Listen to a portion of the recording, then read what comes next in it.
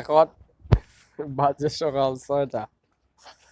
তারপরে তো আমি চাই আমরা যে সমাজের মানুষ আছে তারা এই সকাল 6টা ঘুম না ভাঙুক, সকাল 9টা 10টার সময় অন্তত ঘুম ভাঙত।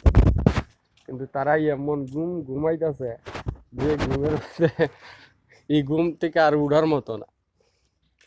দিনকে দিন আমরা অস্তিত্ব শেষ হয়ে যেতেছে গা, তারপরে তো তারা সংগঠিত হইতে চাইতেছে না। আজকে বাইরের দেশের মানুষ আমরা হইতেছে, আমরা যদি আগে না দাঁড়াই তাহলে তারা সহায়তা করবো না।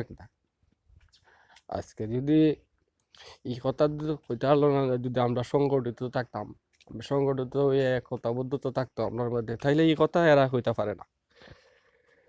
তো এই জায়গার থেকে ভাই আমি সবার কাছে অনুরোধ করব যে তোমরা এখনো সংগঠিত। আর হিন্দু মহাজোট, যুব মহাজোট, যেটাই হিন্দু যেখানে জোট আছে, আপনারা সবাই যুক্ত যুক্ত হইলে আমরা সাহসও বাড়বো,